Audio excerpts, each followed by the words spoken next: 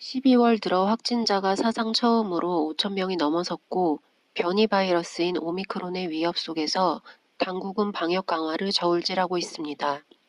1일 중앙재난안전대책본부 2차장인 전해철 행정안전부 장관이 세종시 정부 세종이청사에서 열린 신종 코로나 바이러스 감염증 대응 중앙재난안전대책본부 회의를 주재한 자리에서 어제까지 위중증 환자 수는 700명대 수준이며 수도권 지역을 중심으로 병상 가동률이 상승하고 배정 대기도 증가하고 있는 상황이라고 했습니다. 이어 정부는 현재 모든 행정력을 총동원하여 필요한 병상이 조기에 확보될 수 있도록 노력하고 있으며 12월 중순까지 1,300개 이상의 병상을 추가 확보하겠고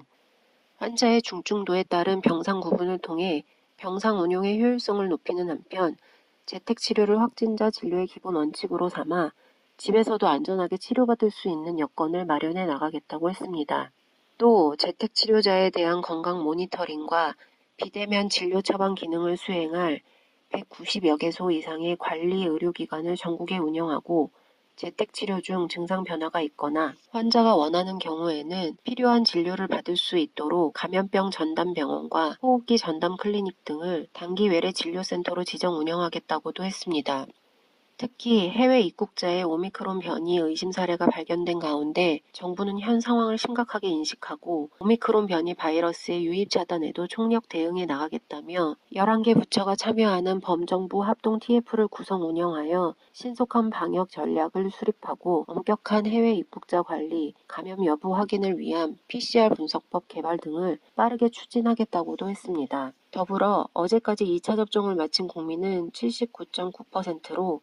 오늘 중 80%를 넘어설 것으로 예상되며 추가 접종률은 22% 수준으로 백신 미접종자에 대한 조속한 접종 완료와 3차 추가 접종의 중요성이 커지고 있는 상황에서 정부는 다양한 접종 편의 제공을 통해 접종 참여율을 높여나가겠다고 했습니다. 이외 예약 후 2일 이내에 접종이 이루어지도록 개선한 데 이어 사전 예약 없이도 현장 접종이 가능하도록 조치하고 청소년 대상 찾아가는 백신 접종을 통해 학교 단위 단체 접종을 확대 시행하겠다고도 했습니다. 말미에 감염 상황의 불확실성이 커지고 있는 시점에서 방역의 중요성도 그 어느 때보다 커지고 있는데 정부는 수도권 지역 사적 모임 규모와 식당, 카페, 미접종 방문 인원 축소, 방역 패스 적용 대상 확대 등을 포함하는 추가 방역 강화 조치에 대해 이번 주 중 일상회복지원위원회를 통해 논의하고